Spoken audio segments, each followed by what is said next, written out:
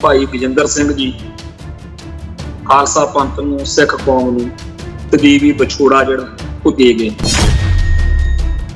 अजे ਉਹ 19-20 साल ਦੇ ਸੀਗੇ ਜਦੋਂ इंदिरा गांधी डेरा बस्ती एक चोण जलसे ਦੇ ਵਿੱਚ हंसराज कोई ਸੀਗਾ ਉਹ इलैक्शन लड़न आया ਉੱਥੇ ਉਹਦੇ इलैक्शन ਦੇ ਜਲਸੇ ਦੇ ਵਿੱਚ इंदिरा गांधी बोलण आई माइक फड़ के ਉਹਦੇ ਮੂੰਹ ਦੇ ਉੱਤੇ ਪਰਚੇ ਸੁੱਟੇ ਸਿੱਖ ਹੋਮਲੈਂਡ ਦੇ ਤੇ ਠੋਕ ਵਜਾ ਕੇ ਕਿਹਾ ਕਿ ਬੀਬੀ ਇੰਦਰਾ ਤੇਰੇ ਵੱਡੇ ਵਡੇਰਿਆਂ ਨੇ 1947 ਮੌਕੇ ਸਾਡੇ ਵੱਡੇ ਵਡੇਰਿਆਂ ਨਾਲ ਜਿਹੜੇ ਵਾਅਦੇ ਕੀਤੇ ਸੀ ਤੁਸੀਂ ਤੋੜ ਦਿੱਤੇ ਆ, ਵਿਸ਼ਵਾਸਘਾਤ ਕੀਤਾ, ਅਕਿਰਤ ਘਣ ਨਿਕਲੇ ਤੇ ਅੱਜ ਅਸੀਂ ਵੀ ਸਾਡੇ ਪੁਰਖਿਆਂ ਵੱਲੋਂ ਜਿਹੜੇ ਵਾਅਦੇ ਤੁਹਾਡੇ ਨਾਲ ਕੀਤੇ ਗਏ ਸੀ ਉਹਨੂੰ ਤੋੜਨ ਦਾ ਐਲਾਨ ਕਰਦੇ ਆ। ਉਹਨਾਂ ਦੇ ਖਿਆਲਾਤ ਉਹਨਾਂ ਦੇ ਪੰਥਕ ਤੇ ਕੌਮੀ ਜਜ਼ਬੇ ਨੂੰ ਦੇਖਦਿਆਂ ਹੋਇਆਂ ਏਜੰਸੀਆਂ CID ਤੇ ਹੋਰ ਉਹਨਾਂ ਦੇ ਉੱਤੇ ਨਜ਼ਰ ਰੱਖਦੇ ਸੀ। 5 ਮਈ 1978 ਨੂੰ ਦੂਜੀ ਕਿਤਾਬ ਜਿਹੜੀ ਆ ਗੰਗੂ ਦੀ ਰੂਹ ਉਹ ਜਦੋਂ ਆਈ ਫਿਰ ਤਹਿਲਕਾ ਹੀ ਮਚ ਗਈ। ਗੰਗੂ ਦੀ ਰੂਹ ਕਿਤਾਬ ਇੱਕ ਬਹੁਤ ਵੱਡਾ ਫਲਸਫਾ ਹੈ ਤੇ ਇਹ ਆਖਿਆ ਗਿਆ ਸੀ ਕਿ ਇਹ ਕਲਮ ਦੀ ਨੋਕ ਉੱਤੇ ਬਰੂਦ ਬੰਨ੍ਹ ਕੇ ਲਿਖੀ ਕਵਿਤਾ ਹੈ।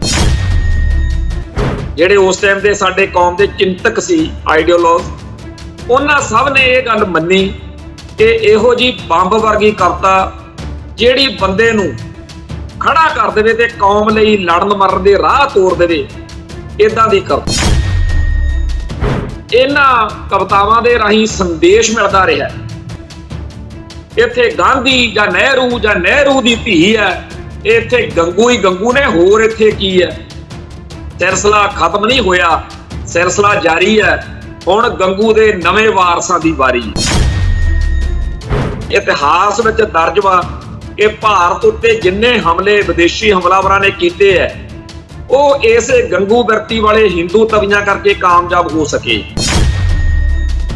ਗੰਗੂ ਦੀ ਰੂਹ ਕਿਤਾਬ ਨੇ ਜੋ ਅੱਗ ਲਾਈ, ਜੋ ਲਾਂਬੂ ਲਾਇਆ, ਜੋ ਪੰਜਾਬ ਦੇ ਜਾਂ ਦੁਨੀਆ ਭਰ ਦੇ ਵਿੱਚ ਜਿੱਥੇ ਵੀ ਸਿੱਖ ਨੌਜਵਾਨ ਸੀ ਉਹਨਾਂ ਨੂੰ ਆਪਦੇ ਵਿਰਸੇ ਨਾਲ ਜੋੜਿਆ, ਉਹਦੇ ਨਾਲ ਸਟੇਟ ਨੂੰ ਬੜੀ ਸਮੱਸਿਆ ਹੋਈ ਤੇ ਇਹ ਕਿਤਾਬ ਜਿਹੜੀ ਸੀ ਇਹ ਤੇ ਪਾਬੰਦੀ ਲਾ ਦਿੱਤੀ ਗਈ।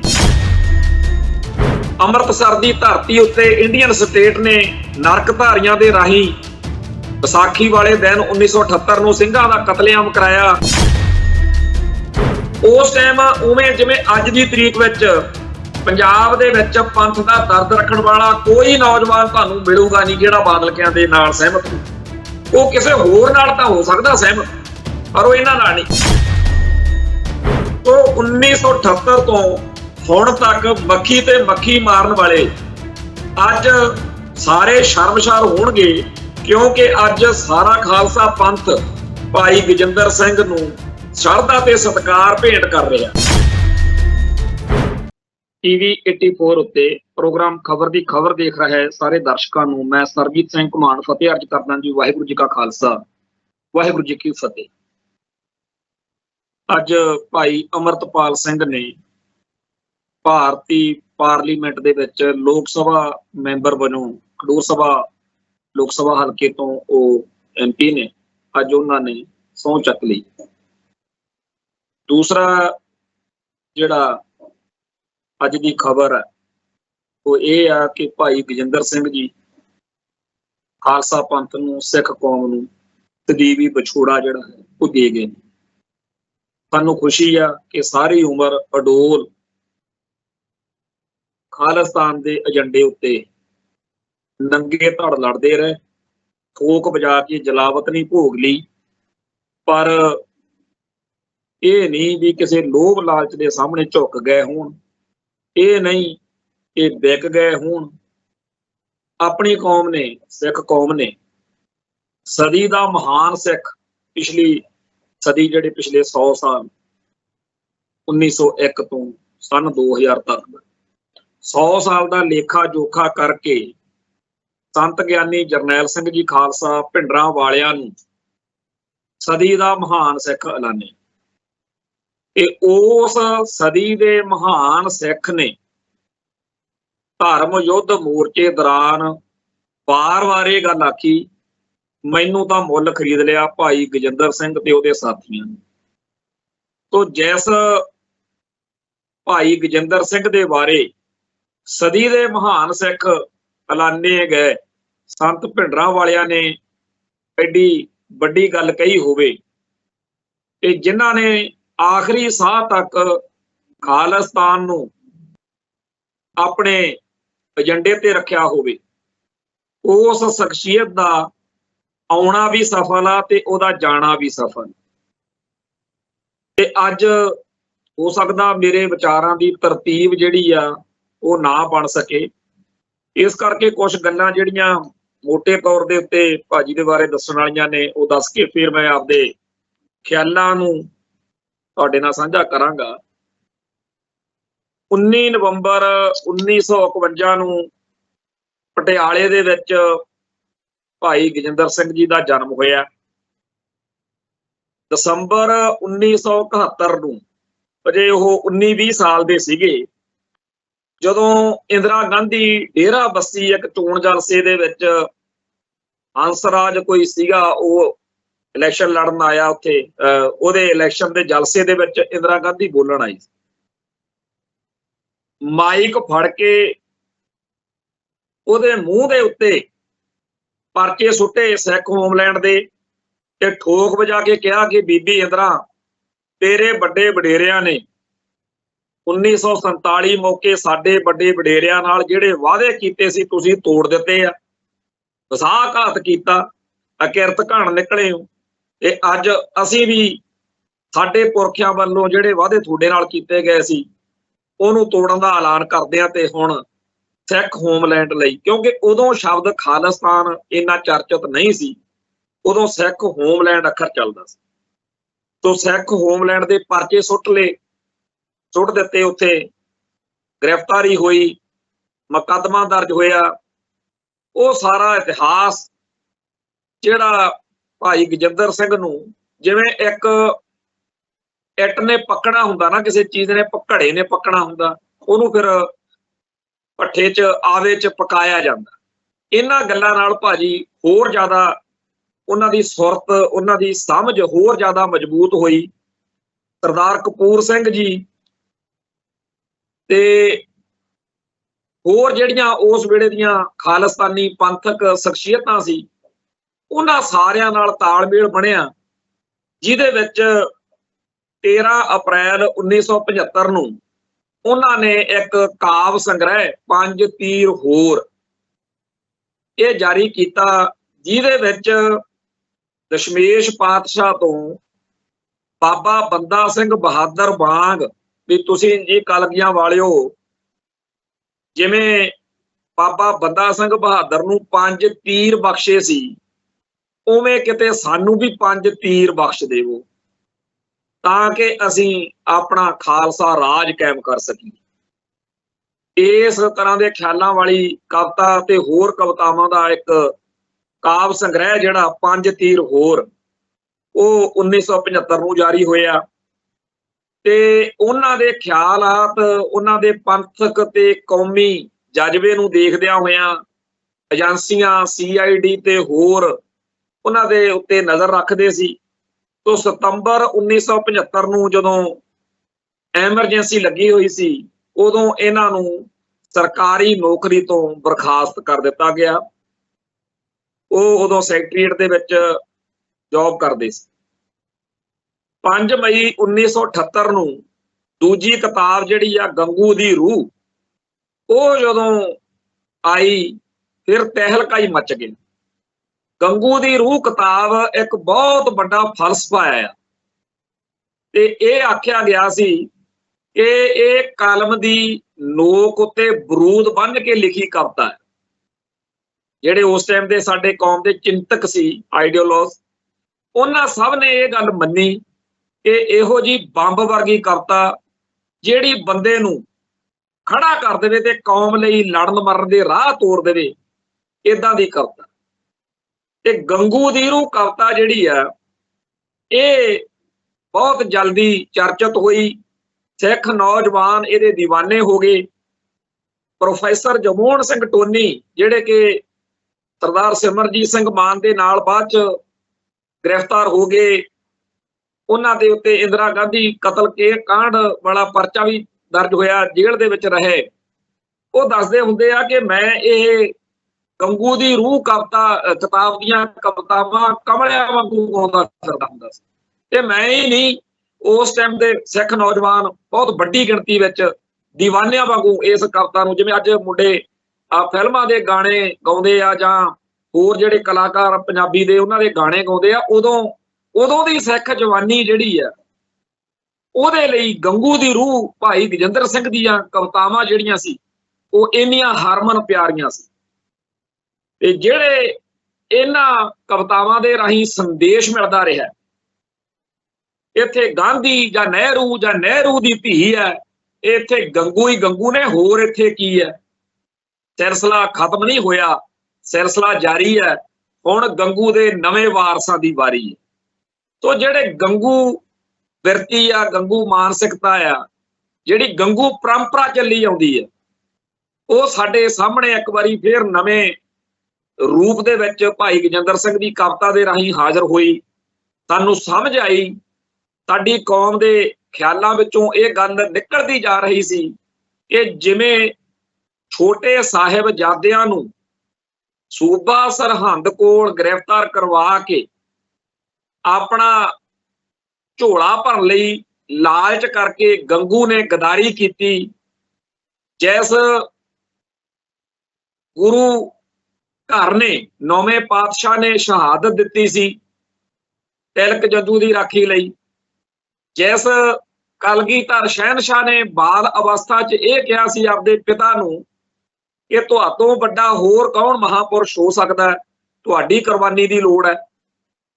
ਉਹ ਸਾਰਾ ਕੁਝ ਭੁੱਲ ਕੇ ਗੰਗੂ ਨੇ ਜਿਵੇਂ ਗਦਾਰੀ ਕੀਤੀ 4 ਛਿੱਲੜਾਂ ਲਈ, ਉਹ ਅਸਲ ਵਿੱਚ ਹਿੰਦੂ ਤਵੀ ਬ੍ਰਾਹਮਣਵਾਦੀ ਗੰਗੂ ਸ਼ਾਹੀ ਸੋਚ ਦਾ ਇੱਕ ਬਹੁਤ ਵੱਡਾ ਸਾਡੇ ਸਾਹਮਣੇ ਰਿਕਾਰਡ ਕਾਇਮ ਹੋਇਆ ਕਿ ਇਦਾਂ ਇਹ ਲੋਕ ਕਰਦੇ ਆ। ਤੇ ਇਤਿਹਾਸ ਵਿੱਚ ਦਰਜ ਵਾ ਕਿ ਭਾਰਤ ਉੱਤੇ ਜਿੰਨੇ ਹਮਲੇ ਵਿਦੇਸ਼ੀ ਹਮਲਾਵਰਾਂ ਨੇ ਕੀਤੇ ਹੈ, ਉਹ ਇਸੇ ਗੰਗੂ ਬਿਰਤੀ ਵਾਲੇ ਹਿੰਦੂ ਤਵੀਆਂ ਕਰਕੇ ਕਾਮਯਾਬ ਹੋ ਸਕੇ।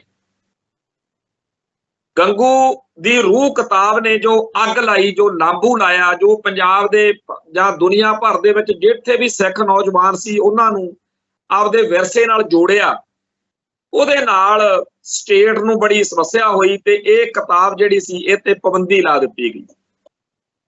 ਫਿਰ ਇਸ ਦੌਰ ਵਿੱਚ ਹੀ ਅੰਮ੍ਰਿਤਸਰ ਦੀ ਧਰਤੀ ਉੱਤੇ ਇੰਡੀਅਨ ਸਟੇਟ ਨੇ ਨਰਕਧਾਰੀਆਂ ਦੇ ਰਾਹੀਂ ਵਿਸਾਖੀ ਵਾਲੇ ਦਿਨ 1978 ਨੂੰ ਸਿੰਘਾਂ ਦਾ ਕਤਲੇਆਮ ਕਰਾਇਆ, ਜਿਸ ਕਰਕੇ ਥਾਂ ਥਾਂ ਦੇ ਉੱਤੇ ਸਿੱਖ ਜਥੇਬੰਦੀਆਂ ਸਰਗਰਮ ਹੋਈਆਂ, ਜਿਨ੍ਹਾਂ ਹਾਲਾਤਾਂ ਵਿੱਚ ਆਪਾਂ ਜਦੋਂ ਪ੍ਰਗਾੜੀ ਕਾਂਡ ਵਾਪਰਿਆ, ਥਾਂ ਥਾਂ ਤੇ ਸਿੱਖ ਨੌਜਵਾਨ ਲਾਮਬੰਦ ਹੋਏ।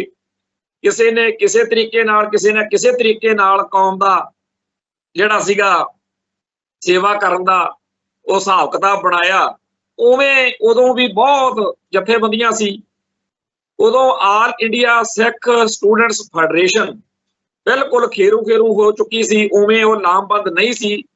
ਬਾਅਦ ਵਿੱਚ ਟੈਗੋਰ ਥੀਏਟਰ ਦੇ ਵਿੱਚ ਇੱਕ ਬਹੁਤ ਵੱਡਾ ਇਸ ਤਰੀਕੇ ਦਾ ਕੰਮ ਹੋਇਆ ਕਿ ਭਾਈ ਅਮਰੀਕ ਸਿੰਘ ਜਿਹੜੇ ਕਿ ਸੰਤ ਗਿਆਨੀ ਕਰਤਾਰ ਸਿੰਘ ਜੀ ਖਾਲਸਾ ਭਿੰਡਰਾਂ ਵਾਲਿਆਂ ਦੇ ਸਪੁੱਤਰ ਸੀ ਤੇ ਖਾਲਸਾ ਕਾਲਜ ਅੰਮ੍ਰਿਤਸਰ 'ਚ ਪੜ੍ਹਦੇ ਸੀ, ਉਹਨਾਂ ਨੂੰ ਜਦੋਂ ਫੈਡਰੇਸ਼ਨ ਦਾ ਪ੍ਰਧਾਨ ਬਣਾਇਆ ਗਿਆ, ਫੈਡਰੇਸ਼ਨ 'ਚ ਨਵੀਂ ਜਾਨ ਪਈ, ਨੌਜਵਾਨ ਸਰਗਰਮ ਹੋਏ। ਇਸ ਸਾਰੀ ਸਰਗਰਮੀ ਵਿੱਚ ਵੀ ਭਾਈ ਗਜਿੰਦਰ ਸਿੰਘ ਦਾ ਪੂਰਾ ਹੱਥ ਸੀ।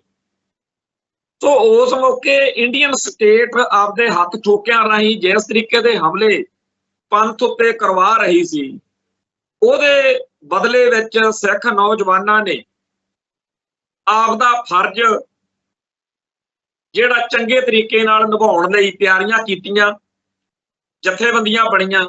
ਤੇ ਇਹਨਾਂ ਜਥੇਬੰਦੀਆਂ ਦੀ ਇੱਕ ਇਕੱਤਰਤਾ ਅਗਸਤ 1978 ਨੂੰ ਸਰਦਾਰ ਕਪੂਰ ਸਿੰਘ ਵਰਗੇ ਕੁਝ ਵਿਦਵਾਨਾਂ ਦੇ ਕਹਿਣ ਦੇ ਉੱਤੇ ਚੰਡੀਗੜ੍ਹ ਰੱਖੀ ਗਈ, ਜਿਹਦੇ ਵਿੱਚ ਇਹ ਫੈਸਲਾ ਹੋਇਆ ਕਿ ਆਪਾਂ ਨਿੱਕੇ ਗਰੁੱਪ ਜਿਹੜੇ ਕੋਈ 20 ਜਣਿਆਂ ਦਾ, ਕੋਈ 50 ਜਣਿਆਂ ਦਾ ਅੱਡ-ਅੱਡ ਸ਼ਹਿਰਾਂ 'ਚ ਆਪਾਂ ਆਪਣੇ ਇਲਾਕਿਆਂ 'ਚ ਬਣਾਏ ਹੋਏ ਨੇ, ਆਪਾਂ ਸਾਰੇ ਇੱਕ ਝੰਡੇ ਹੇਠ ਇਕੱਠੇ ਹੋ ਸਕਦੇ ਆ ਤਾਂ ਹੋਈਏ।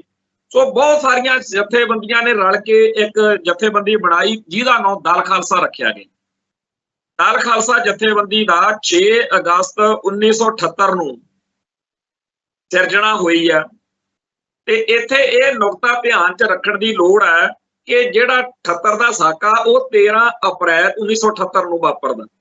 ਅਪ੍ਰੈਲ, ਮਈ, ਜੂਨ, ਜੁਲਾਈ, ਅਗਸਤ 6 ਅਗਸਤ 1978 ਨੂੰ ਸਰਦਾਰ ਕਪੂਰ ਸਿੰਘ ਦੀ ਪ੍ਰੇਰਨਾ ਨਾਲ ਜਿਹੜੀ ਆ ਦਲ ਖਾਲਸਾ ਜਥੇਬੰਦੀ ਹੋਂਦ ਵਿੱਚ ਆਉਂਦੀ ਆ।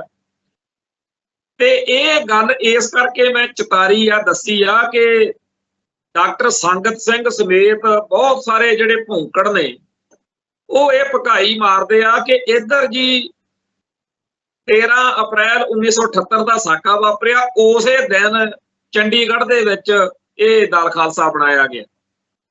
ਸੋ ਇਹ ਗੱਲ ਬਿਲਕੁਲ ਝੂਠ ਆ।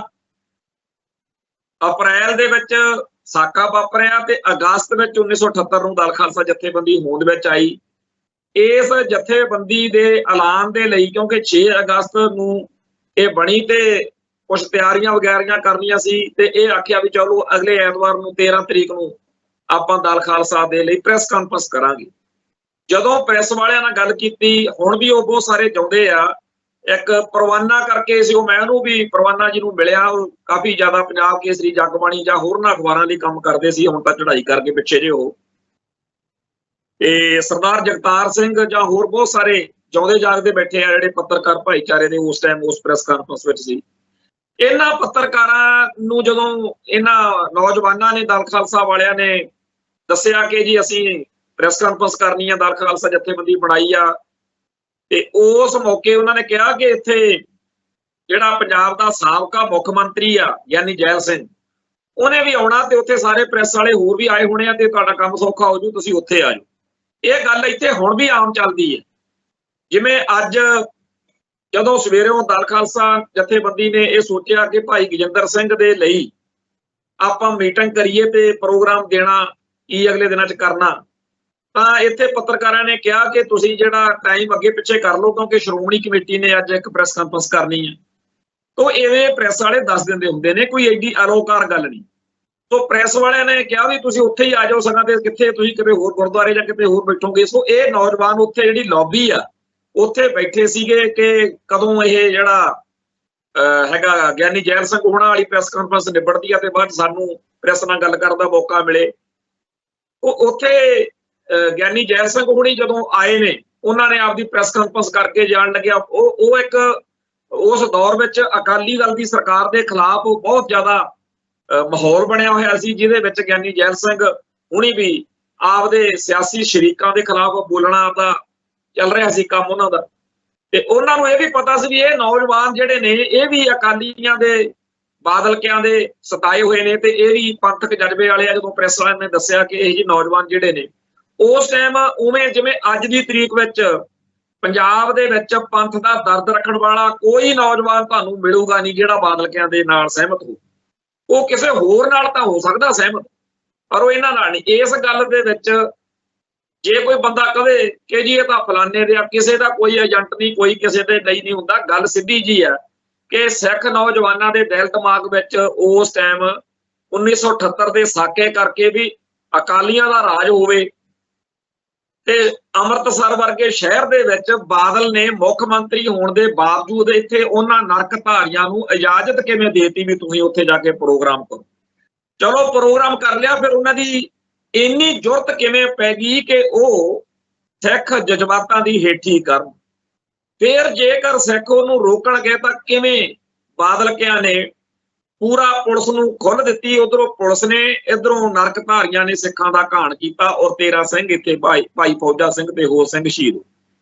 ਇਸ ਮਾਹੌਲ ਦੇ ਵਿੱਚ ਸਿੱਖ ਜਜ਼ਬਾਤ ਜਿਹੜੇ ਸੀ ਉਹ ਇਹ ਗੱਲ ਸੁਣ ਕੇ ਹੋਰ ਵੀ ਭੜਕੇ ਕਿ ਜਿਹੜਾ ਪ੍ਰਕਾਸ਼ ਸਿੰਘ ਬਾਦਲ ਆ ਉਹ ਚੰਡੀਗੜ੍ਹ ਦੇ ਵਿੱਚ ਸੀ ਔਰ ਇਹ ਪੱਤਰਕਾਰ ਦਲਵੀਰ ਸਿੰਘ, ਪੱਤਰਕਾਰ ਮਹਿੰਦਰ ਸਿੰਘ, ਹੋਰ ਬਹੁਤ ਸਾਰਿਆਂ ਨੇ ਇਹ ਗੱਲ ਦੱਸੀ ਆ ਕਿ ਇੱਥੇ ਜਿਹੜਾ ਹੈਗਾ ਸੈਕਟਰੀਏਟ, ਸੌਰੀ ਇੱਥੇ ਸਰਕਟ ਹਾਊਸ, ਉੱਥੇ ਬਾਦਲ ਨੂੰ ਉਹ ਕਹਿੰਦੇ ਅਸੀਂ ਮਿਲੇ ਹਾਂ। ਤਾਂ ਉਹ ਬਾਦਲ ਉਸ ਟਾਈਮ ਇੱਥੇ ਸੀ ਤੇ ਇਹ ਗੱਲ ਹੋਈ ਕਿ ਬਾਦਲ ਨੇ ਹੀ ਅਰੇਂਜਮੈਂਟ ਕਰਾਏ ਮੁੱਖ ਮੰਤਰੀ ਹੋਣ ਦੇ ਨਾਤੇ ਕਿ ਜਿਹੜਾ ਨਰਕ ਧਾਰੀਆਂ ਦਾ ਮੁਖੀ ਆ ਗਰੋਜਨਾ ਇਹਨੂੰ ਸੇਫ ਪੰਜਾਬ ਚੋਂ ਬਾਹਰ ਕੱਢਣਾ। ਸੋ ਇਹ ਸਾਰੇ ਕਾਸੇ ਕਰਕੇ ਆਮ ਸਿੱਖ ਨੌਜਵਾਨਾਂ ਦੇ ਮਨ 'ਚ ਰੋਸ ਸੀਗਾ ਤੇ ਗਿਆਨੀ ਜੈਲ ਸਿੰਘ ਨੂੰ ਇਸ ਗੱਲ ਦਾ ਜਾਂ ਹਰੇਕ ਨੂੰ ਪਤਾ ਹੀ ਸੀ। ਉਹਨੇ ਕਿਹਾ ਵੀ ਇਹ ਤਾਂ ਫਿਰ ਸਾਡੇ ਵਰਗੇ ਹੀ ਨੇ ਜਿਹੜੇ ਅਕਾਲੀਆਂ ਦੇ ਖਿਲਾਫ ਨੇ। ਤੇ ਉਹ ਜਿਵੇਂ ਮਜ਼ਾਕ ਵਿੱਚ ਉਹਨੇ ਕਿਹਾ ਵੀ ਚਾਹੇ ਇਹਨਾਂ ਦਾ ਬਿੱਲ ਵੀ ਆਪਾਂ ਹੀ ਦੇ ਜਾਂਦੇ ਹਾਂ, ਪਰ ਉਹ ਬਿੱਲ ਤਾਂ ਅਜੇ ਬਣਨਾ ਸੀ। ਪਰ ਇਹ ਗੱਲ ਡਾਕਟਰ ਸੰਗਤ ਸਿੰਘ ਤੇ ਹੋਰ ਕਈ ਭੌਂਕੜਾਂ ਨੇ ਬਾਅਦ 'ਚ ਬੜੀ ਉਡਾਈ ਜੀ ਕਿ ਉਹਦਾ ਬਿੱਲ ਵੀ ਗਿਆਨੀ ਜੈਲ ਸਿੰਘ ਨੇ ਦਿੱਤਾ ਸੀ, ਜਿਹੜੀ ਪ੍ਰੈਸ ਕਾਨਫਰੰਸ ਹੋਈ ਸੀ। ਪਰ ਸੱਚਾਈ ਬਿਲਕੁਲ ਇਹ ਹੈ ਕਿ ਪਿੱਛੇ ਜੇ ਕੁਲਦੀਪ ਨਈਅਰ ਨੇ ਆਪਦੀ ਕਿਤਾਬ ਦੇ ਵਿੱਚ ਜਦੋਂ ਇਸੇ ਤਰ੍ਹਾਂ ਦੀ ਭਕਾਈ ਮਾਰੀ ਤਾਂ ਜਿਹੜਾ ਉਹ ਅਰਨਬ ਗੋਸਵਾਮੀ ਵਾਹਵਾ ਹੀ ਮਸ਼ਹੂਰ ਆ ਅੱਜ ਕੱਲ੍ਹ ਟੈਲੀਵਿਜ਼ਨ ਚੈਨਲਾਂ ਦੇ ਉੱਤੇ ਚੱਲਦਾ, ਉਹਨੇ ਇੱਕ ਪ੍ਰੋਗਰਾਮ ਕਿਤਾਬ ਦੇ ਮਸਲੇ ਤੇ ਰੱਖ ਲਿਆ ਜਿਹਦੇ ਵਿੱਚ ਪੰਜਾਬ ਦੇ ਵਿੱਚ ਉਹਦਾ ਕਿਤਾਬ ਦਾ ਬਹੁਤ ਵਿਰੋਧ ਹੋ ਰਿਹਾ ਸੀ, ਕਿਉਂਕਿ ਉਹਨੇ ਭਾਈ ਅਮਰੀਕ ਸਿੰਘ ਦੇ ਬਾਰੇ ਵੀ ਭਕਾਈ ਮਾਰੀ ਸੀ ਕਿਤਾਬ 'ਚ ਤੇ ਗਿਆਨੀ ਜੈਲ ਸਿੰਘ ਦੇ ਦਲ ਖਾਲਸਾ ਨਾਲ ਸੰਬੰਧਾਂ ਬਾਰੇ ਵੀ ਭਕਾਈ ਮਾਰੀ ਸੀ, ਹੋਰ ਵੀ ਉਹਦਾ ਵਿਰੋਧ ਹੋ ਰਿਹਾ ਸੀ। ਸੋ ਜਦੋਂ ਆਪਦੇ ਟੈਲੀਵਿਜ਼ਨ ਚੈਨਲ ਦੇ ਉੱਤੇ ਅਰਨਬ ਗੋਸਵਾਮੀ ਨੇ ਦਲ ਖਾਲਸਾ ਦੇ ਆਗੂ ਸਰਦਾਰ ਸਤਨਾਮ ਸਿੰਘ ਪੌਂਟਾ ਸਾਹਿਬ ਨਾਲ ਕੁਲਦੀਪ ਨਈਅਰ ਦੀ ਗੱਲਬਾਤ ਕਰਵਾਈ, ਉੱਥੇ ਕੁਲਦੀਪ ਨਈਅਰ ਨੂੰ ਮਾਫੀ ਮੰਗਣੀ ਪਈ ਤੇ ਕਹਿਣਾ ਪਿਆ ਕਿ ਮੈਨੂੰ ਇਹਨਾਂ ਗੱਲਾਂ ਦਾ ਪਤਾ ਨਹੀਂ ਸੀਗਾ ਤੇ ਮੈਂ ਅਗਲੀ ਐਡੀਸ਼ਨ ਵਿੱਚ ਇਹ ਸਾਰੀਆਂ ਗੱਲਾਂ ਕੱਢ ਦਿੰਨਾ ਕਿਤਾਬ ਚੋਂ, ਕਿਉਂਕਿ ਮੇਰਾ ਇਹ ਬਿਲਕੁਲ ਤੁਹਾਡੀ ਗੱਲ ਸੱਚੀ ਆ ਕਿ ਮੈਂ ਤੁਹਾਡੇ ਨਾਲ ਮੈਨੂੰ ਗੱਲ ਕਰਨੀ ਚਾਹੀਦੀ ਸੀ, ਤੁਹਾਡਾ ਮੈਨੂੰ ਪੱਖ ਜਿਹੜਾ ਸੀ ਉਹ ਸੁਣਨਾ ਚਾਹੀਦਾ ਸੀ। ਸੋ ਕੁਲਦੀਪ ਨਈਅਰ ਸਭ ਤੋਂ ਪਹਿਲਾ ਬੰਦਾ ਆ ਜਿਹਨੇ ਸਭ ਤੋਂ ਵੱਧ ਇਹ ਗੱਲ ਨੂੰ ਪ੍ਰਚਲਿਤ ਕੀਤਾ। ਦੂਸਰਾ ਜਿਹੜਾ ਇਹਦੇ ਨਾਲ ਸਿੱਖ ਨੌਜਵਾਨਾਂ ਦੀ ਕੌਮ ਨੂੰ ਸਮਰਪਿਤ ਇੱਕ ਨਵੀਂ ਉੱਭਰ ਰਹੀ ਜਥੇਬੰਦੀ ਜਿਹੜੀ ਖਾਲਿਸਤਾਨ ਨੂੰ ਲੈ ਕੇ ਅੱਗੇ ਵਧਣ ਦਾ ਯਤਨ ਕਰ ਰਹੀ ਸੀ, ਉਹਦਾ ਸ਼ੁਰੂ ਵਿੱਚ ਹੀ ਇੱਕ ਤਰੀਕੇ ਨਾਲ ਵਿਵਾਦ ਜੋੜਤਾ ਉਹਦੇ ਨਾਲ। ਤੋ ਇਸ ਗੱਲ ਦਾ ਪਾਰਟੀ ਨੂੰ ਦਲ ਖਾਲਸਾ ਨੂੰ ਨੁਕਸਾਨ ਵੀ ਹੋਇਆ। ਅੱਜ ਤੱਕ ਵੀ ਕਈ ਵਿਚਾਰੇ ਇਸੇ ਬਿਮਾਰੀ ਦੇ ਮਾਰੇ ਹੋਏ ਕਮਲ ਕੁੱਟਦੇ ਰਹਿੰਦੇ ਆ। ਦੂਜੇ ਪਾਸੇ ਇਹੀ ਪ੍ਰਾਪੇਗੰਡਾ ਸੰਤ ਭਿੰਡਰਾਂ ਵਾਲਿਆਂ ਖਿਲਾਫ ਵੀ ਚਲਾਇਆ ਗਿਆ ਕਿ ਜੋ ਕਾਂਗਰਸ ਨੇ ਖੜੇ ਕੀਤੇ ਆ। ਇਸ ਗੱਲ ਦੇ ਲਈ ਦਸੰਬਰ 1978 ਦੇ ਵਿੱਚ ਫਤਿਹਗੜ੍ਹ ਸਾਹਿਬ ਜੋੜ ਮੇਲੇ ਮੌਕੇ ਜਥੇਦਾਰ ਗੁਰਚਰਨ ਸਿੰਘ ਟੌਹੜਾ ਨੇ ਇਹ ਗੱਲ ਆਖੀ ਸੀ ਕਿ ਜੀ ਹੁਣ ਇਲੈਕਸ਼ਨਾਂ ਹੋਣੀਆਂ ਸ਼੍ਰੋਮਣੀ ਕਮੇਟੀ ਦੀਆਂ, ਇੱਕ ਤਾਂ ਅਕਾਲੀ ਦਲ ਦੇ ਉਮੀਦਵਾਰ ਖੜੇ ਹੋਣਗੇ, ਜਿਹੜੇ ਉਹਨਾਂ ਦੇ ਵਿਰੋਧ 'ਚ ਖੜੇ ਹੋਣੇ ਆ ਉਹ ਸਮਝ ਲਓ ਵੀ ਕਾਂਗਰਸ ਦੇ ਏਜੰਟ ਨੇ। ਹੁਣ ਇਹ ਗੱਲ ਪੱਕੀ ਆ ਕਿ ਜਿਹੜੇ ਲੋਕ ਅਕਾਲੀ ਦਲ ਦੇ ਹਮਾਇਤ ਵਿੱਚ ਨਹੀਂ, ਪੰਥ ਵਿੱਚ ਪੰਜਾਬ 'ਚ ਸਦਾ ਹੀ ਇੱਕ ਧਿਰ ਨੇ ਪੰਜਾਬ 'ਚ ਰਹਿਣਾ ਹੀ ਆ ਜਿਹੜੇ ਅਕਾਲੀ ਦਲ ਦੇ ਖਿਲਾਫ ਹੁੰਦੇ ਨੇ, ਉਹਨਾਂ ਬਾਰੇ ਜਦੋਂ ਇਹ ਗੱਲ ਜਥੇਦਾਰ ਟੌਹੜਾ ਨੇ ਕਹੀ, ਉਹਨਾਂ ਨੂੰ ਵੀ ਨਹੀਂ ਇਸ ਗੱਲ ਦਾ ਇਲਮ ਸੀ ਕਿ ਕੱਲ ਨੂੰ ਇਹ ਸੱਪ ਜਿਹੜਾ ਮੇਰੇ ਗੱਲ 'ਚ ਪੈਣਾ। ਜਦੋਂ 1999 ਦੇ ਵਿੱਚ ਇਹੀ ਇਲਜ਼ਾਮ ਸੁਖਬੀਰ ਸਿੰਘ ਬਾਦਲ ਤੇ ਪ੍ਰਕਾਸ਼ ਸਿੰਘ ਬਾਦਲ ਤੇ ਹੋਰ ਲਾਣੇ ਬਾਣੇ ਨੇ ਜਥੇਦਾਰ ਟੌਹੜਾ ਤੇ ਲਾਇਆ, ਉਦੋਂ ਫਿਰ ਉਹਨਾਂ ਨੂੰ ਇਹ ਸੰਤਾਪ ਭੋਗਣਾ ਪਿਆ ਜਦੋਂ ਉਹਨਾਂ ਨੂੰ ਕਿਹਾ ਵੀ ਇਹ ਕਾਂਗਰਸ ਦੇ ਏਜੰਟ ਨੇ। ਇਹ ਇਲਜ਼ਾਮ ਅਕਾਲੀ ਦਲ ਸਦਾ ਹੀ ਲਾਉਂਦਾ ਰਿਹਾ। ਅੱਜ ਕੱਲ ਵੀ ਜਿਹੜੇ ਬਾਦਲਕਿਆਂ ਦੇ ਵਿਰੋਧੀ ਨੇ ਉਹਨਾਂ ਨੂੰ ਹੁਣ ਕਾਂਗਰਸ ਦੇ ਏਜੰਟ ਤਾਂ ਕਿਹਾ ਨਹੀਂ ਜਾ ਸਕਦਾ, ਇਸ ਕਰਕੇ ਉਹਨਾਂ ਨੂੰ ਕਹਿੰਦੇ ਨੇ ਇਹ ਬੀਜੇਪੀ ਦੇ ਏਜੰਟ ਨੇ। ਸੋ ਇਹ ਬਿਮਾਰੀ ਅਕਾਲੀਆਂ ਨੂੰ ਜਿਹੜੀ ਆ ਉਹਦਾ ਸਭ ਤੋਂ ਜਿਹੜਾ ਘਿਨਾਉਣਾ ਤੇ ਘਟੀਆ ਰੂਪ ਆ ਉਹ ਜਥੇਦਾਰ ਟੌਹੜਾ ਨੇ ਸੰਤ ਭਿੰਡਰਾਂ ਵਾਲਿਆਂ ਤੇ ਦਲ ਖਾਲਸਾ ਦੇ ਖਿਲਾਫ ਫਤਿਹਗੜ੍ਹ ਸਾਹਿਬ ਦੇ ਜੋੜ ਮੇਲੇ 'ਚ ਪਹਿਲੀ ਵਾਰ ਇਹ ਗੱਲ ਕਹੀ। ਤੇ ਜਿਹੜਾ ਡਾਕਟਰ ਸੰਗਤ ਸਿੰਘ ਆ ਉਹ ਗ੍ਰੇਟਰ ਕਲਾਸ ਜੀਕੇ ਜਿਹੜਾ ਇਲਾਕਾ ਦਿੱਲੀ ਦਾ, ਉੱਥੇ ਕਿਤੇ ਭਾਈ ਹਰਚਰਨਜੀਤ ਸਿੰਘ ਧਾਮੀ ਜੋ ਬਾਅਦ 'ਚ ਦਲ ਖਾਲਸਾ ਦੇ ਪ੍ਰਧਾਨ ਬਣੇ, ਉਹਨਾਂ ਨੂੰ ਇੱਕ ਦਿਨ ਉੱਥੇ ਟੱਕਰ ਗਿਆ। ਉਹਨਾਂ ਨੂੰ ਪਤਾ ਨਹੀਂ ਸੀਗਾ ਬਈ ਇਹ ਧਾਮੀ ਸਾਹਿਬ ਦਲ ਖਾਲਸਾ ਦੇ ਨੇ। ਉਹਨਾਂ ਨੇ ਪਾਰਕ ਸੀਗਾ, ਉੱਥੇ ਪਾਰਕ 'ਚ ਬੈਠਿਆਂ ਨਾਲ ਗੱਲਾਂ ਤੋਰ ਲਈਆਂ ਤੇ ਜਦੋਂ ਉਹਨੇ ਕਿਹਾ ਕਿ ਹਾਂਜੀ ਇਹ ਦਲ ਖਾਲਸਾ ਕਾਂਗਰਸ ਦੇ ਏਜੰਟ ਨੇ ਜਾਂ ਇਸ ਤਰ੍ਹਾਂ ਗੱਲ ਚੱਲੀ, ਤੇ ਮੁੜ ਕੇ ਜਦੋਂ ਕਾਊਂਟਰ ਕੀਤਾ, ਜਦੋਂ ਗੱਲਾਂ ਪੁੱਛੀਆਂ ਵੀ ਤੁਸੀਂ ਉਹਨਾਂ ਨੂੰ ਮਿਲੇ ਹੋ ਕਦੇ, ਤੁਸੀਂ ਜਾਣਦੇ ਹੋ ਕਦੇ, ਤੇ ਜਦੋਂ ਕਿਹਾ ਕਿ ਮੈਂ ਹੀ ਦਲ ਖਾਲਸਾ ਦਾ ਪ੍ਰਧਾਨ, ਉਹਦੇ ਹੋਸ਼ ਉੱਡ ਗਏ ਤੇ ਉਹ ਕਹੇ ਜੀ ਮੈਨੂੰ ਨਹੀਂ ਸੀ ਪਤਾ, ਮੈਨੂੰ ਪਤਾ ਕਰਨਾ ਚਾਹੀਦਾ ਸੀ, ਮੈਂ ਤਾਂ ਬਾਹਰ ਹੀ ਸਾਰੀ ਉਮਰ ਜੌਬ ਕੀਤੀ ਆ, ਮੈਂ ਤਾਂ ਹੋਰਾਂ ਦੀਆਂ ਲਿਖਤਾਂ ਪੜ੍ਹੀਆਂ। ਸੋ 1978 ਤੋਂ ਹੁਣ ਤੱਕ ਮੱਖੀ ਤੇ ਮੱਖੀ ਮਾਰਨ ਵਾਲੇ ਅੱਜ ਸਾਰੇ ਸ਼ਰਮਸ਼ਾਰ ਹੋਣਗੇ, ਕਿਉਂਕਿ ਅੱਜ ਸਾਰਾ ਖਾਲਸਾ ਪੰਥ ਭਾਈ ਗਜਿੰਦਰ ਸਿੰਘ ਨੂੰ ਸ਼ਰਧਾ ਤੇ ਸਤਿਕਾਰ ਭੇਂਟ ਕਰ ਰਿਹਾ। ਜੇ ਭਾਈ ਗਜਿੰਦਰ ਸਿੰਘ ਜਿਵੇਂ ਕਹਿੰਦੇ ਆ ਨਾ ਵੀ ਕਿਸੇ ਸਾਧ ਨੂੰ ਕਿਸੇ ਬੀਬੀ ਨੇ ਕਿਹਾ ਸੀਗਾ ਵੀ ਤੇਰੀ ਜਿਹੜੀ ਆ ਦਾੜਾ ਇਹ ਪਵਿੱਤਰ ਤੇ ਸੁੱਚਾ ਵਾ ਕਿ ਮੇਰੀ ਕੁੱਤੀ ਦੀ ਪੂਛ ਤੇ ਉਹਨੇ ਕਿਹਾ ਸੀ ਮੈਂ ਤੇ ਬਾਅਦ ਚ ਦੱਸੂ। ਜਿੱਦਣ ਉਹ ਮਰਨ ਵਾਲਾ ਸੀ ਉਦਣ ਸਾਧ ਨੇ ਸੱਦ ਕੇ ਕਿਹਾ ਵੀ ਮੈਂ ਤੇ ਦਾੜੀ ਸੁੱਚੀ ਲੈ ਕੇ ਚੱਲਿਆ। ਉਹ ਕਹਿੰਦੀ ਇਹ ਗੱਲ ਤੂੰ ਉਦਣ ਕਾਹਤੋਂ ਨਹੀਂ ਕਹੀ? ਕਹਿੰਦਾ ਮਰਨ ਤੱਕ ਬੰਦੇ ਨੂੰ ਉਡੀਕ ਕਰਨੀ ਚਾਹੀਦੀ ਆ, ਬੰਦਾ ਮਰਨ ਤੋਂ ਬਾਅਦ ਹੀ ਪਤਾ ਲੱਗਦਾ। ਅੱਜ ਸ਼੍ਰੋਮਣੀ ਗੁਰਦੁਆਰਾ ਪ੍ਰਬੰਧਕ ਕਮੇਟੀ ਵੱਲੋਂ, ਅਕਾਲੀ ਆਗੂਆਂ ਵੱਲੋਂ ਤੇ ਖਾਲਸਾ ਪੰਥ ਦੀ ਹਰ ਜਥੇਬੰਦੀ ਵੱਲੋਂ ਭਾਈ ਗਜਿੰਦਰ ਸਿੰਘ ਦੇ ਹੱਕ ਵਿੱਚ ਸੋਹਲੇ ਗਾਏ ਜਾ ਰਹੇ ਨੇ। ਔਰ ਇੱਕ ਪਾਸੇ ਇਸ ਗੱਲ ਦੀ ਤਸੱਲੀ ਆ, ਸਕੂਨ ਆ, ਪਰ ਮੈਂ ਭਾਜੀ ਗਜਿੰਦਰ ਸਿੰਘ ਨੂੰ ਮਿਲਿਆ, ਮੈਂ ਲਾਹੌਰ ਉਹਨਾਂ ਕੋਲ ਰਿਹਾ। ਇਹ ਉਹਨਾਂ ਨੂੰ ਜਿਹੜੀ ਪੀੜ ਸੀ, ਇਹ ਜਿਹੜਾ ਸੰਤਾਪ ਸੀ, ਉਹਦਾ ਹਿੱਸਾ ਸਾਨੂੰ ਵੀ ਮਿਲਿਆ, ਕਿਉਂਕਿ ਅਸੀਂ ਦਲ ਖਾਲਸਾ ਦੇ ਸੇਵਾਦਾਰ ਤੇ ਸਾਨੂੰ ਵੀ ਇਹ ਗੱਲਾਂ, ਕਈ ਜਿਹੜੇ ਵਿਚਾਰੇ ਛੋਟੇ ਦਿਮਾਗ ਦੇ ਬਿਮਾਰੀ ਦੇ ਮਾਰੇ ਹੋਏ, ਉਹ ਇਹ ਗੱਲਾਂ ਸਾਨੂੰ ਵੀ ਸੁਣਾਉਂਦੇ ਰਹੇ। ਖੈਰ, ਦਲ ਖਾਲਸਾ ਜਥੇਬੰਦੀ 6 ਅਗਸਤ 1978 ਨੂੰ ਬਣਾਈ। 1980 ਤੱਕ ਭਾਈ ਗਜਿੰਦਰ ਸਿੰਘ ਹੋਰ ਜ਼ਿਆਦਾ ਮੈਚਿਓਰ ਹੋ ਕੇ ਤੀਜਾ ਕਾਵ ਸੰਗ੍ਰਹਿ ਵਸੀਅਤਨਾਮਾ ਜਿਹੜਾ ਉਹ ਜਾਰੀ ਕੀਤਾ। ਉਪਰੰਤ 29 ਸਤੰਬਰ 1981 ਸਭ ਨੂੰ ਚੇਤਾ ਹੈ, ਪਰ ਇਸ ਤੋਂ ਪਹਿਲਾਂ ਪੰਜਾਬ ਦੀ ਧਰਤੀ ਉੱਤੇ ਖਾਲਿਸਤਾਨ ਮਾਰਚ, ਅੱਜ ਇਹ ਗੱਲ ਸਾਡੇ ਭਾਈਚਾਰੇ ਨੂੰ ਬੜੀ ਅਜੀਬ ਲੱਗ ਸਕਦੀ ਆ। ਮੈਂ ਭਾਜੀ ਗਜਿੰਦਰ ਸਿੰਘ ਦੇ ਇੱਕ ਵਾਰ ਘਰ ਗਿਆ, ਚੰਡੀਗੜ੍ਹ ਵਾਲੇ, ਉਹਨਾਂ ਦੇ ਘਰ ਵਿੱਚ ਇੱਕ ਪਰਛੱਤੀ ਸੀ, ਮੈਂ ਉੱਤੇ ਚੜ ਗਿਆ, ਸਾਰਾ ਨਿਬੜ ਤਿਬੜਨ ਵਾਲਾ ਕੰਮ ਸੀ ਭਾਵੇਂ, ਪਰ ਉੱਤੋਂ ਮੈਂ ਬਹੁਤ ਸਾਰੇ ਡਾਕੂਮੈਂਟ, ਕਿਤਾਬਾਂ, ਕਾਪੀਆਂ ਜਿਹੜੀਆਂ ਉੱਪਰ ਸੁੱਟੀਆਂ ਪਈਆਂ ਸੀ, ਪਰਿਵਾਰ ਨੂੰ ਨਹੀਂ ਹੁੰਦੀ ਮਤਲਬ ਇਹ ਚੀਜ਼ ਦੀ ਉਵੇਂ, ਚਲੋ ਉਹਦੇ ਵਿੱਚੋਂ ਬਹੁਤ ਕੁਝ ਲੱਭਿਆ। ਜਿੱਥੇ ਹੋਰ ਬੜਾ ਕੁਝ ਮਿਲਿਆ, ਉੱਥੇ ਵਸੀਅਤਨਾਮਾ ਕਿਤਾਬ ਤੇ ਹੋਰ ਕਈ ਜਿਹੜੇ ਉਹਨਾਂ ਦੇ ਪ੍ਰੈਸ ਨੋਟ ਜਾਂ ਕਾਗਜ਼ ਪੱਤਰ ਉੱਥੇ ਪਏ ਸੀ।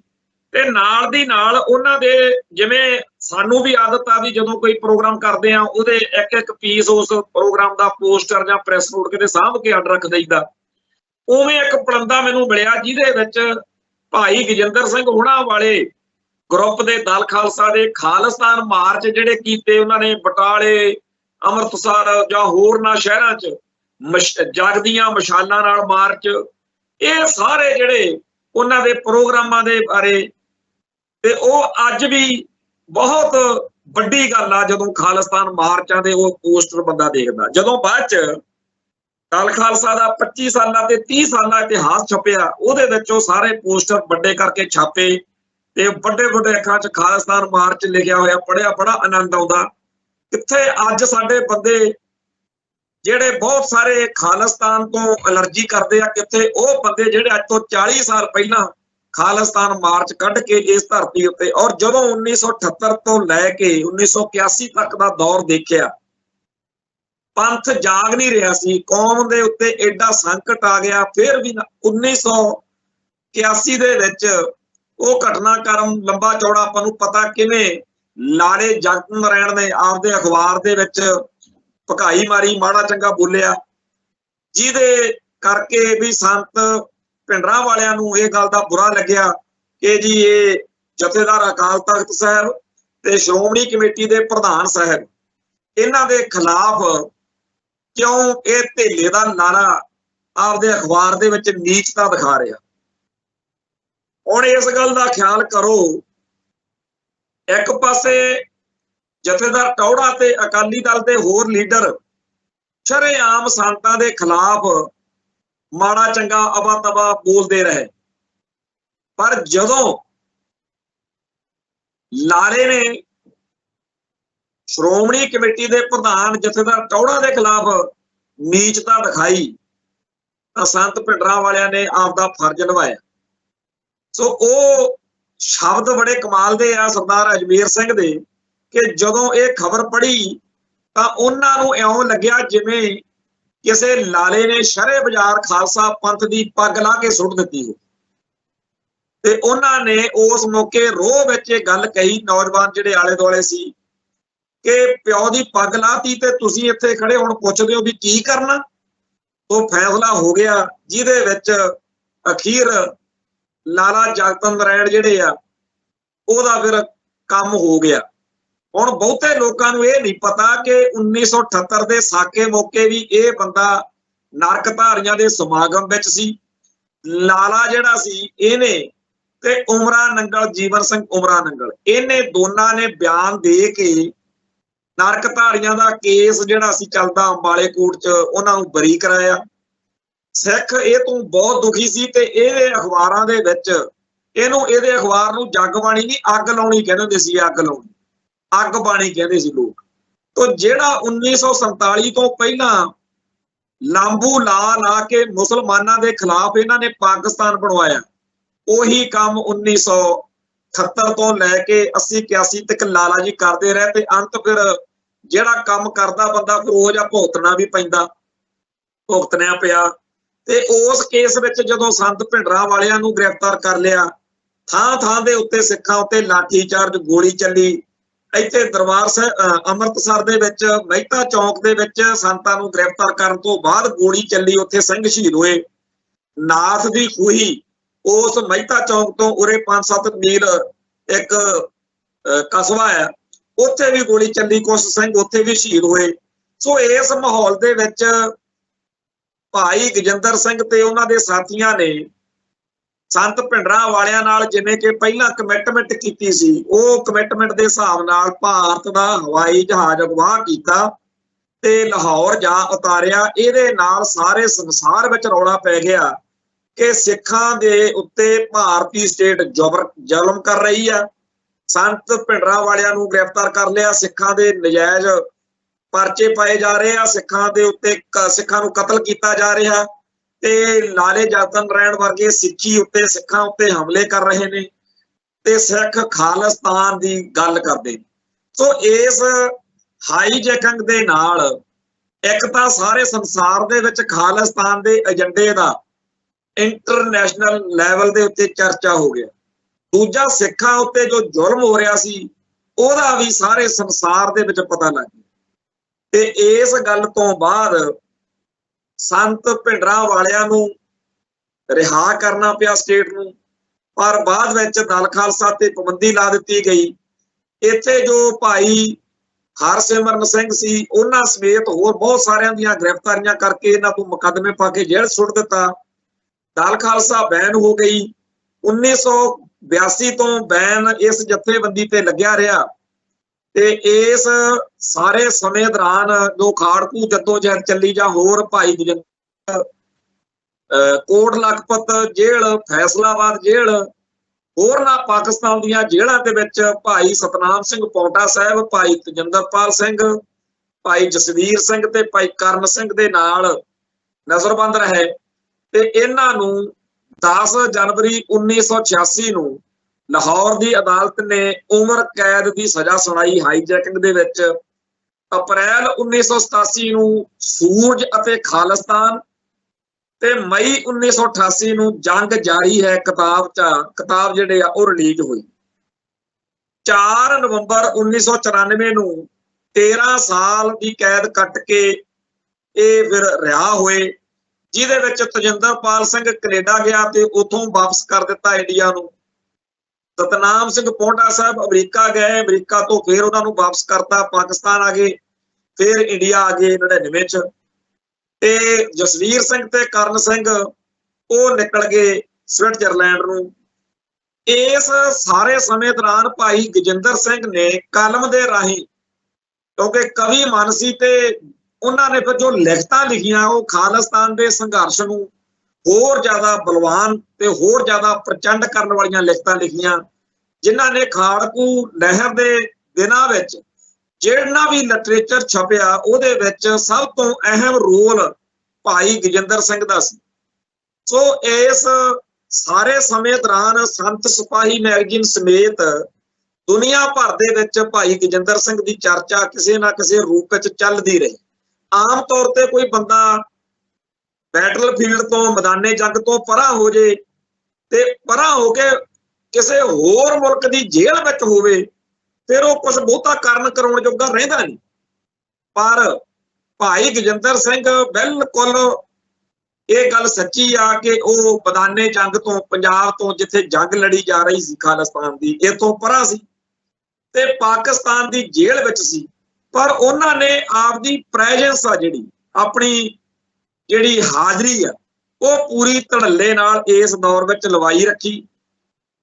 ਤੇ ਇਸ ਸਾਰੇ ਸਮੇਂ ਦੌਰਾਨ 1981 ਤੋਂ 84 ਤੱਕ ਤਾਂ ਇਹ ਪੰਜੇ ਸਿੰਘ ਸੀ ਉੱਥੇ। 1984 ਦੇ ਦਰਬਾਰ ਸਾਹਿਬ ਦੇ ਉੱਤੇ ਹਮਲੇ ਤੇ ਘੱਲੂਘਾਰੇ ਤੋਂ ਬਾਅਦ ਜਾਂ ਨਵੰਬਰ 84 ਚ ਜੋ ਜੈਨੋਸਾਈਡ ਹੋਇਆ, ਉਸ ਤੋਂ ਬਾਅਦ ਵਿੱਚ ਬੇਅੰਤ ਪੰਜਾਬ ਦੇ ਵਿੱਚੋਂ ਸਿੱਖ ਜਿਹੜੇ ਆ ਉਹ ਬਾਰਡਰ ਕ੍ਰਾਸ ਕਰਕੇ ਪਾਕਿਸਤਾਨ ਪਹੁੰਚੇ। ਉਹਨਾਂ ਕਰਕੇ ਜੇਲ੍ਹਾਂ ਦੇ ਵਿੱਚ, ਕਿਉਂਕਿ ਉੱਥੇ ਕਿਸੇ ਨੇ ਇਹ ਨਹੀਂ ਵੀ ਇਹਨਾਂ ਨੂੰ ਜਾ ਕੇ ਬੜੇ, ਇਹਨਾਂ ਸਾਰਿਆਂ ਨੂੰ ਬਾਰਡਰ ਕ੍ਰਾਸਿੰਗ ਦੇ ਵਿੱਚ 9 ਮਹੀਨੇ ਦੀ ਸਜ਼ਾ ਸਾਰਿਆਂ ਨੂੰ ਤਕਰੀਬਨ ਕੱਟਣੀ ਪਈ।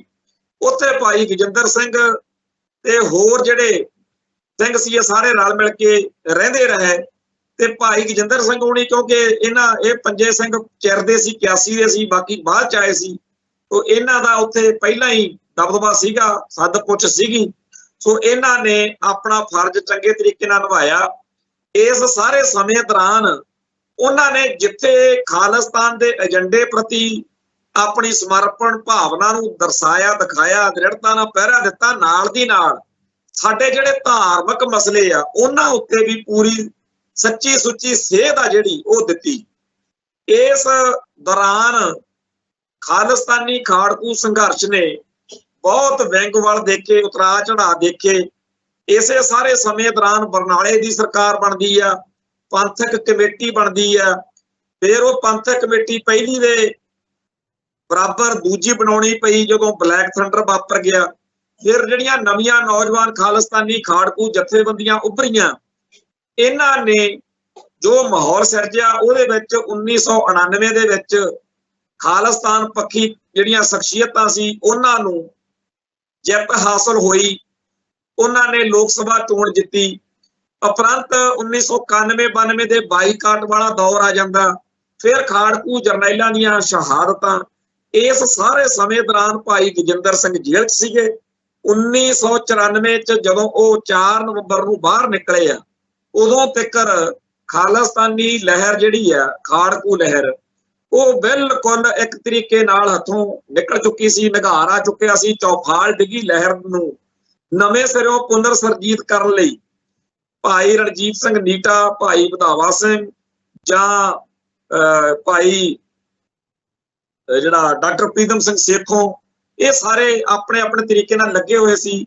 ਪਰ ਉਸ ਮੌਕੇ ਓਵਰਗਰਾਉਂਡ ਫਰੰਟ ਦੇ ਉੱਤੇ ਭਾਈ ਗਜਿੰਦਰ ਸਿੰਘ ਨੇ ਫਿਰ ਮੋਰਚਾ ਸੰਭਾਲਿਆ ਅਤੇ ਦਲ ਖਾਲਸਾ ਨੂੰ ਰੀਆਰਗੇਨਾਈਜ਼ ਕਰਨ ਦੇ ਲਈ ਉਪਰਾਲੇ ਕੀਤੇ, ਜਿਹਦੇ ਵਿੱਚ ਉਹਨਾਂ ਦੀ ਪਰਿਵਾਰਕ ਜਿਹੜੀ ਕਹਾਣੀ ਆ ਉਹ ਵੀ ਬੜੀ ਅਹਿਮ ਆ ਕਿ ਉਹਨਾਂ ਦੀ ਜਿਹੜੀ ਨਿੱਕੀ ਜੀ 5-4 ਮਹੀਨਿਆਂ ਦੀ ਧੀ ਸੀ ਬਿਕਰਮਜੀਤ ਕੌਰ, ਉਹਨੂੰ ਛੱਡ ਕੇ ਆਪਣੀ ਸਿੰਘਣੀ ਮਨਜੀਤ ਕੌਰ ਨੂੰ ਇੱਥੇ ਛੱਡ ਕੇ ਉਹ ਚਲੇ ਗਏ ਸੀ ਹਾਈਜੈਕਿੰਗ ਕਰਕੇ।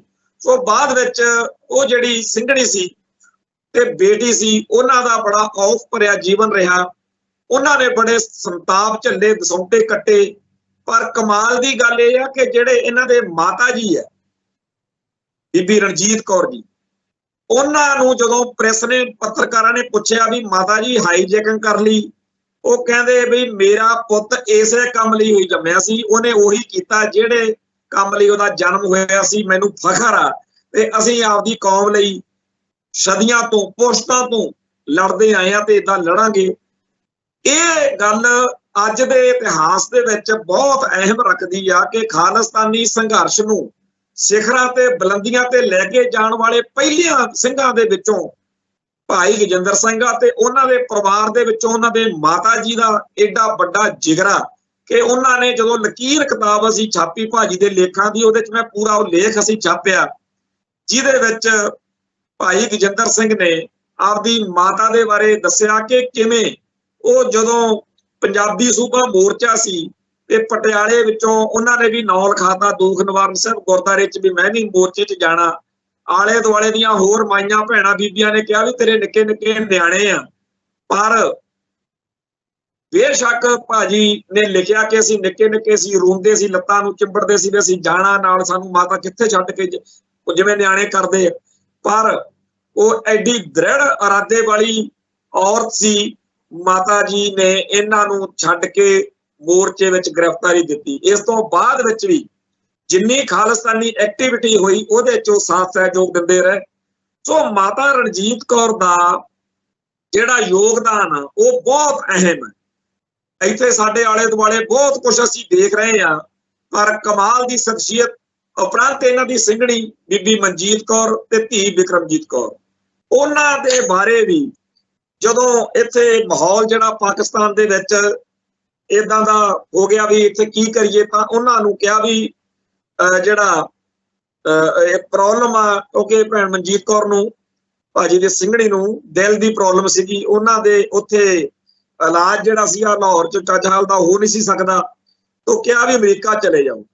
ਜਦੋਂ ਉੱਥੇ ਭਾਈ ਦਲਜੀਤ ਸਿੰਘ ਬਿੱਟੂ ਹੋਣਾ ਵਾਲੀ ਧਿਰ ਦੇ ਉਹ ਸਿੰਘਾਂ ਦੇ ਉਦਮ ਨਾਲ ਕਿਸੇ ਪੁੱਠੇ ਸਿੱਧੇ ਢੰਗ ਤਰੀਕੇ ਨਾਲ ਕੋਈ ਜਾਲੀ ਪਾਸਪੋਰਟ ਬਣਾ ਕੁਛ ਹੈ ਕਰ ਉੱਥੇ ਅਮਰੀਕਾ ਭੇਜਤਾ। ਪਰ ਅਮਰੀਕਾ ਜਿਹੜਾ ਜਦੋਂ ਪਹੁੰਚੇ ਤਾਂ ਉੱਥੇ ਭਾਵੇਂ ਭਾਈ ਪਿਰਤਪਾਲ ਸਿੰਘ ਜੀ ਜਿਹੜੇ ਕਿ ਉੱਥੇ ਬਹੁਤ ਅੱਜ ਕੱਲ੍ਹ ਸਰਗਰਮ ਆਗੂ ਨੇ, ਉਹਨਾਂ ਨੇ ਬਹੁਤ ਇੰਤਜ਼ਾਮ ਕੀਤਾ, ਪਰ ਗੱਲ ਬਣੀ ਨਹੀਂ। 5-6 ਮਹੀਨੇ ਬਾਅਦ ਹੀ ਇਹ ਲੱਗਿਆ ਕਿ ਅਮਰੀਕਾ 'ਚ ਤਾਂ ਇਲਾਜ ਬੜਾ ਮਹਿੰਗਾ, ਕਿਹਾ ਸਿੰਘਾਂ ਨੇ ਵੀ ਕੈਨੇਡਾ ਚਲੇ ਜਾਓ, ਕੈਨੇਡਾ 'ਚ ਫ੍ਰੀ ਮੈਡੀਕਲ ਆ। ਸੋ ਕੈਨੇਡਾ ਟਰੱਕ 'ਚ ਕਿਸੇ ਦੇ ਬੈਠ ਕੇ ਦੋਨੇ ਮਾਵਾਂ ਧੀਆਂ ਕੈਨੇਡਾ ਚਲੇ ਗਈਆਂ। ਉੱਥੇ ਜਾ ਕੇ ਪਨਾਹ ਦਾ ਕੇਸ ਲਾਇਆ, ਬੱਚੀ ਦੀ ਪੜ੍ਹਾਈ ਸ਼ੁਰੂ ਕੀਤੀ, ਪਰ ਉਹ ਕਹਿੰਦੇ ਜੀ ਕੈਨੇਡੀਅਨ ਸਿਸਟਮ ਵਾਲੇ ਕਹਿੰਦੇ ਜੀ ਇਹ ਤਾਂ ਹਾਈ ਜੈਕਰ ਦੀ ਸਿੰਘਣੀ ਆ ਤੇ ਅਸੀਂ ਇਹਨੂੰ ਨਹੀਂ ਸਿਆਸੀ ਸ਼ਰਨ ਦੇ ਸਕਦੇ। ਸੋ ਉਹਨਾਂ ਨੇ ਇਹਨਾਂ ਨੂੰ ਸਿਆਸੀ ਸ਼ਰਨ ਦੇਣ ਤੋਂ ਨਾ ਕਰਤੀ, ਡਿਪੋਰਟ ਕਰਤਾ ਤੇ ਇਹ ਫਿਰ ਅਮਰੀਕਾ ਫੇਰ ਪਹੁੰਚੇ। ਅਮਰੀਕਾ ਇੱਥੇ ਦੁਬਾਰਾ ਆ ਕੇ ਕੈਲੀਫੋਰਨੀਆ ਵਿੱਚ ਪਨਾਹ ਦੀ ਅਰਜੀ ਲਾਈ ਗਈ। ਬੇਟੀ ਦਾ ਜਿਹੜਾ ਸੀਗਾ ਪੜ੍ਹਾਈ ਦਾ ਸਿਲਸਿਲਾ ਉਹ ਫੇਰ ਇੱਥੋਂ ਨਵੇਂ ਸਿਰੋਂ ਸ਼ੁਰੂ ਕੀਤਾ, ਪਰ ਇੱਥੇ ਵੀ ਡਿਪੋਰਟ ਦਾ ਜਿਹੜਾ ਆਰਡਰ ਵਾ ਉਹ ਆ ਗਿਆ। ਤੇ ਭਾਵੇਂ ਕਿ ਉਸ ਮੌਕੇ ਤੱਕ ਬਿਕਰਮਜੀਤ ਕੌਰ ਬੇਟੀ ਨੇ ਗ੍ਰੈਜੂਏਸ਼ਨ ਕਰ ਲਈ ਸੀ ਤੇ ਬੜੇ ਵਧੀਆ ਨੰਬਰਾਂ 'ਚ ਕੀਤੀ ਸੀ, ਤੇ ਅਗਲੀ ਉਹ ਡਾਕਟਰੀ ਦੀ ਪੜ੍ਹਾਈ ਲਈ ਉਹਨੂੰ ਵਜ਼ੀਫਾ ਵੀ ਮਨਜ਼ੂਰ ਹੋ ਗਿਆ ਸੀ। ਪਰ ਹੁਣ ਮਾਤਾ ਦੇ ਲਈ ਤਾਂ ਉੱਥੇ ਡਿਪੋਰਟ ਦਾ ਆਰਡਰ ਆ ਗਿਆ। ਸੋ ਫਿਰ ਸਾਰਿਆਂ ਨੇ ਫੈਸਲਾ ਕੀਤਾ ਵੀ ਇਹਨਾਂ ਨੂੰ ਪਾਕਿਸਤਾਨ ਹੀ ਭੇਜ ਦਿੰਦੇ ਆ ਭਾਜੀ ਕੋਲੇ। ਤੇ ਜਦੋਂ ਇਹ ਬੇਟੀ ਨੂੰ ਕਿਹਾ ਗਿਆ, ਉਹਦਾ ਲਾ ਦਿੱਤਾ ਗਿਆ ਵੀ ਪੜ੍ਹਾਈ ਦੇ ਬੇਸ ਤੇ ਇਹਨੂੰ ਇੱਥੇ ਰਹਿਣ ਦਿੱਤਾ ਜਾਵੇ। ਤੇ ਇੱਥੇ ਫਿਰ ਜਿਹੜੇ ਜਸਜੀਤ ਸਿੰਘ ਅਮਰੀਕਾ ਦੇ ਵਿੱਚ ਕਾਫੀ ਚਰਚਿਤ ਬਲੈਕ ਪ੍ਰਿੰਸ ਫਿਲਮ ਕਰਕੇ ਵੀ ਹੋਰ ਕਈ ਜਿਹੜੀਆਂ ਪੰਥਕ ਸਰਗਰਮੀਆਂ ਨੇ ਉਹਨਾਂ ਕਰਕੇ, ਉਹਨਾਂ ਦੇ ਕੋਲ ਬੇਟੀ ਵਿਕਰਮ ਨੂੰ ਛੱਡ ਕੇ ਇਹ ਭੈਣ ਜੀ ਇੱਥੇ ਆ ਗਏ। ਪਰ ਇੱਥੇ ਉਹਨਾਂ ਦੀ ਹਾਲਤ ਸਿਹਤ ਠੀਕ ਨਹੀਂ ਸੀ ਰਹਿੰਦੀ। ਸੋ ਫਿਰ ਕੋਈ ਪੁੱਠਾ ਸਿੱਧਾ ਤਰੀਕਾ ਵਰਤ ਕੇ ਜਰਮਨ ਉੱਪਰ ਦਾ ਕੀਤਾ ਗਿਆ। ਜਰਮਨ ਦੇ ਵਿੱਚ ਵੀ ਰਹਿਣ ਦੀ ਇਜਾਜ਼ਤ ਸਿਸਟਮ ਵੱਲੋਂ ਨਹੀਂ ਸੀ ਮਿਲ ਰਹੀ, ਪਰ ਮੈਡੀਕਲ ਗਰਾਊਂਡ ਦੇ ਉੱਤੇ ਵੀ ਇਲਾਜ ਕਰਨਾ, ਤਾਂ ਉੱਥੇ ਫਿਰ ਜਿਹੜਾ ਜਰਮਨ ਦੇ ਵਿੱਚ ਇਸ ਤਰੀਕੇ ਨਾਲ ਮੈਡੀਕਲ ਗਰਾਊਂਡ ਦੇ ਉੱਤੇ ਰਹਿਣ ਦੇ ਲਈ ਇਜਾਜ਼ਤ ਤਾਂ ਮਿਲ ਗਈ। ਤੇ ਪਰ ਅਖੀਰ ਸਾਰਿਆਂ ਨੇ ਇਹੀ ਸੋਚਿਆ ਵੀ ਭਾਜੀ ਗਜਿੰਦਰ ਸਿੰਘ ਪਾਕਿਸਤਾਨ ਬੈਠੇ ਆ ਤੇ ਉਹ ਸਿੰਘਣੀ ਜਿਹੜੀ ਆ ਉਹ ਜਰਮਨ ਆ, ਤੇ ਬੇਟੀ ਦਾ ਕਾਰਜ ਪਹਿਲੋਂ ਕਰੋ। ਸੋ ਇੱਥੇ ਫਿਰ ਇੰਗਲੈਂਡ ਦੇ ਵਿੱਚ ਸਰਦਾਰ ਗੁਰਪ੍ਰੀਤ ਸਿੰਘ ਨਾਲ ਰਿਸ਼ਤਾ ਤੈਅ ਹੋਇਆ। ਤੇ ਉਸ ਵਿਆਹ ਮੌਕੇ ਨਾ ਤਾਂ ਭਾਈ ਗਜਿੰਦਰ ਸਿੰਘ ਆਪਦੀ ਧੀ ਦੇ ਸਿਰ ਤੇ ਹੱਥ ਰੱਖਣ ਜਾ ਸਕੇ, ਨਾ ਉਸ ਬੱਚੀ ਦੀ ਮਾਤਾ ਜਰਮਨ ਤੋਂ ਆ ਸਕੀ। ਉਹ ਪੰਥਕ ਤੌਰ ਦੇ ਉੱਤੇ ਕੌਮ ਨੂੰ ਪਿਆਰ ਕਰਨ ਵਾਲੇ ਸਿੰਘਾਂ ਨੇ ਆਨੰਦ ਕਾਰਜ ਦਾ ਵਿਆਹ ਦਾ ਸਾਰਾ ਕੀਤਾ। ਉਹਦੇ ਵਿੱਚ ਸਰਦਾਰ ਮਨਮੋਹਨ ਸਿੰਘ ਜਿਹੜੇ ਇੰਗਲੈਂਡ ਦੇ ਵਿੱਚ ਦਲ ਖਾਲਸਾ ਦੇ ਉੱਘੇ ਆਗੂ ਰਹੇ ਨੇ, ਸਰਦਾਰ ਕੇਸਰ ਸਿੰਘ ਮੰਡ, ਤੇ ਉਹਨਾਂ ਸਾਰਿਆਂ ਨੇ ਰਲ ਮਿਲ ਕੇ ਉੱਥੇ ਇਹ ਕਾਰਜ ਕੀਤਾ। ਤੇ ਹੁਣ ਬੇਟੀ ਬਿਕਰਮ ਤੇ ਗੁਰਪ੍ਰੀਤ ਸਿੰਘ ਬੜੇ ਚੰਗੇ ਤਰੀਕੇ ਨਾਲ ਉੱਥੇ ਇੰਗਲੈਂਡ 'ਚ ਰਹਿ ਰਹੇ ਨੇ। ਤੇ ਇਹ ਨਕਲੀ ਜਾਲੀ ਪਾਸਪੋਰਟਾਂ ਦੇ ਉੱਤੇ ਭੈਣ ਜੀ ਮਨਜੀਤ ਕੌਰ ਇੱਧਰ ਉੱਧਰ ਸਾਰੀ ਜ਼ਿੰਦਗੀ ਵਿਚਾਰੇ, ਪਰ ਕਿਤੇ ਵੀ ਉਹਨਾਂ ਨੂੰ ਟਿਕਾਣਾ ਨਹੀਂ ਮਿਲਿਆ। ਤੇ ਅਖੀਰ 23 ਜਨਵਰੀ 2019 ਨੂੰ ਉਹ ਇਹਨਾਂ ਦੁੱਖਾਂ ਤਕਲੀਫਾਂ ਨੂੰ ਸਮੇਟ ਕੇ ਇਸ ਦੁਨੀਆ ਤੋਂ ਅਲਵਿਦਾ ਕਹਿ ਗਏ। ਤੇ ਉਸ ਮੌਕੇ ਵੀ ਭਾਈ ਗਜਿੰਦਰ ਸਿੰਘ ਆਪਦੇ ਜਲਾਵਤਨੀ ਵਾਲਾ ਭੋਗ ਰਹੇ ਸੀ, ਤੇ ਉੱਥੇ ਇਹਨਾਂ ਨੇ ਸਿਰਫ ਫੋਟੋਆਂ ਦੇਖੀਆਂ। ਤੇ ਅੱਜ ਜਦੋਂ ਭਾਈ ਗਜਿੰਦਰ ਸਿੰਘ ਸਦੀਵੀ ਵਿਛੋੜਾ ਦੇ ਗਏ ਤਾਂ ਉਹਨਾਂ ਦੀ ਬੇਟੀ ਇੰਗਲੈਂਡ ਸੀ, ਤੇ ਇੱਥੋਂ ਪਰਿਵਾਰ ਦਾ ਕੋਈ ਮੈਂਬਰ, ਕੋਈ ਹੋਰ ਉਹਨਾਂ ਦਾ ਜਾਣੂ ਉੱਥੇ ਉਹਨਾਂ ਦੇ ਕੋਲ ਉਵੇਂ ਨਹੀਂ ਸੀ। ਰਾਤ ਸਾਨੂੰ ਜਦੋਂ ਇਹ ਗੱਲ ਦਾ ਪਤਾ ਲੱਗਿਆ ਕਿ ਇਹ ਭਾਣਾ ਵਾਪਰ ਗਿਆ ਤੇ ਬੇਟੀ ਨੂੰ ਇੰਗਲੈਂਡ ਤੋਂ ਇੱਥੇ ਸੱਦ ਕੇ ਸੰਸਕਾਰ ਜਿਹੜਾ ਸੀਗਾ ਉਹ ਕਰ ਦਿੱਤਾ ਗਿਆ। ਪਰ ਇਹ ਸਾਰੇ ਕਸ਼ਟ, ਸਾਰੇ ਸੰਤਾਪ ਆਪਦੀ ਥਾਂ ਤੇ ਬੇਸ਼ੱਕ ਇੰਡੀਆ ਨੇ ਉਹਨਾਂ ਨੂੰ 20 ਮੋਸਟ ਵਾਂਟਡ ਦੀ ਲਿਸਟ ਵਿੱਚ ਪਾਇਆ ਹੋਇਆ ਸੀ, ਬੇਸ਼ੱਕ ਉਹਨਾਂ ਦੀ ਫੋਟੋ ਹੋਰ ਪੰਜਾਬ ਦੇ ਜੁਝਾਰੂਆਂ ਦੇ ਨਾਲ ਲਾ ਕੇ ਦਿੱਲੀ ਦੇ ਵਿੱਚ ਹਰ ਸਾਲ 26 ਜਨਵਰੀ ਨੂੰ 15 ਅਗਸਤ ਨੂੰ ਕੰਧਾਂ ਉੱਤੇ ਚਿਪਕਾਈ ਜਾਂਦੀ ਆ ਸਿਸਟਮ ਵੱਲੋਂ। ਪਰ ਜਿੰਨਾ ਉਹਨਾਂ ਨੇ ਇਸ ਸਾਰੇ ਜੀਵਨ ਦੇ ਵਿੱਚ ਖਾਲਿਸਤਾਨ ਦੇ ਲੇਖੇ ਲਾਇਆ ਆਪਣੇ ਆਪ ਨੂੰ, ਜਿਵੇਂ ਪਰਿਵਾਰ ਨੇ ਝੱਲਿਆ, ਇਹ ਅੱਜ ਜਦੋਂ ਅਸੀਂ ਦੇਖ ਰਹੇ ਹਾਂ ਕਿ ਕਿਵੇਂ ਅੱਜ ਕੌਮ ਸੋਸ਼ਲ ਮੀਡੀਆ ਦੇ ਉੱਤੇ ਸਵੇਰ ਤੋਂ ਰਾਤ ਤੋਂ ਹੀ ਉਹਨਾਂ ਦੇ ਬਾਰੇ ਲਿਖ ਬੋਲ ਰਹੀ ਆ, ਤੇ ਮੇਰੇ ਮਨ ਵਿੱਚ ਆ ਰਿਹਾ, ਕਿਉਂਕਿ ਮੈਂ ਭਾਜੀ ਦੇ ਨਾਲ ਬਹੁਤ ਜਜ਼ਬਾਤੀ ਤੌਰ ਤੇ ਜੁੜਿਆ ਹੋਇਆ ਤੇ ਮੈਨੂੰ ਇਹ ਗੱਲ ਮਤਲਬ ਭਾਜੀ ਵੀ ਨਹੀਂ ਦੇਖ ਸਕਦੇ, ਕਿਉਂਕਿ ਅਸੀਂ ਇਹ ਗੱਲਾਂ ਬਹੁਤ ਮਹਿਸੂਸ ਕਰਦੇ ਹੁੰਦੇ ਸੀ ਕਿ ਕੌਮ ਜਿਹੜੀ ਆ ਉਹ ਇਸ ਸੰਘਰਸ਼ ਨੂੰ ਜਿਸ ਤਰੀਕੇ ਨਾਲ ਲੈਣਾ ਚਾਹੀਦਾ ਉਵੇਂ ਨਹੀਂ ਲੈ ਰਹੀ। ਤੇ ਇਸ ਗੱਲ ਦੇ ਵਿੱਚ ਸਾਡੇ ਇੰਨੀਆਂ ਸ਼ਹਾਦਤਾਂ ਹੋਈਆਂ ਨੇ ਤੇ ਸਾਡਾ ਕੇਸ ਜਿਹੜਾ ਇੰਟਰਨੈਸ਼ਨਲ ਲੈਵਲ ਤੇ ਬੇਸ਼ੱਕ ਚਲੇ ਗਿਆ। ਭਾਜੀ ਬਹੁਤ ਜ਼ਿਆਦਾ ਵੱਡੇ ਜਿਗਰੇ ਵਾਲੇ ਸੀ। ਪਿਛਲੇ ਦਿਨੀ ਉਹਨਾਂ ਨੇ ਆਪ ਇਹ ਲਿਖਿਆ ਬਈ ਹੁਣ ਤਾਂ ਮਤਲਬ ਜਿਵੇਂ ਕਹਿੰਦੇ ਆ ਵੀ ਚਲਾਣੇ ਦਾ ਤੁਰਨ ਦਾ ਮੇਰੇ ਟਾਈਮ ਆ ਗਿਆ।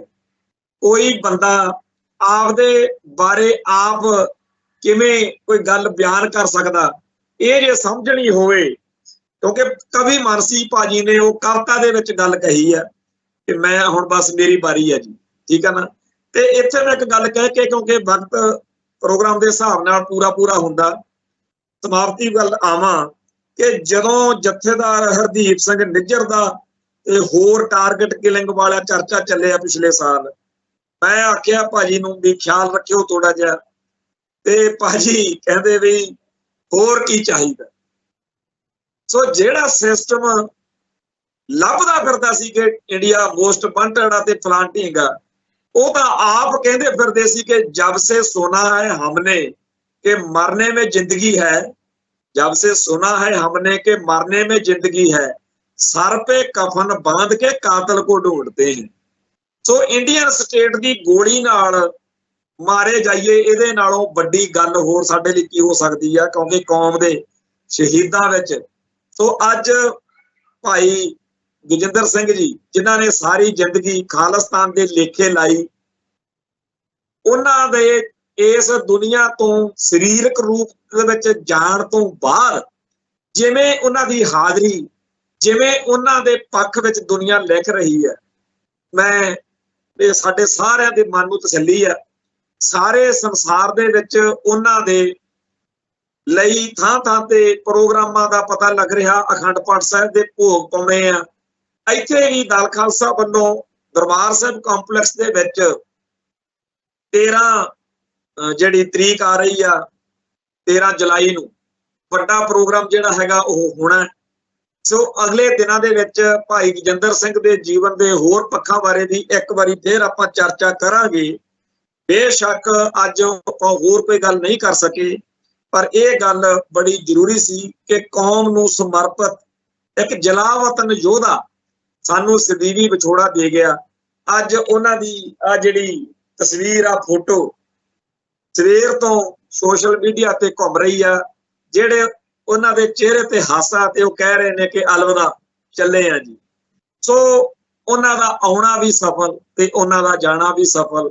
ਇੱਥੇ ਸਮਾਪਤੀ ਕਰਦੇ ਆ, ਫੇਰ ਮਿਲਾਂਗੇ ਜੀ। ਨਾਨਕ ਨਾਮ ਚੜ੍ਹਦੀ ਕਲਾ, ਤੇਰੇ ਭਾਣੇ ਸਰਬੱਤ ਦਾ ਭਲਾ। ਵਾਹਿਗੁਰੂ ਜੀ ਕਾ ਖਾਲਸਾ, ਵਾਹਿਗੁਰੂ ਜੀ ਕੀ ਫਤਿਹ।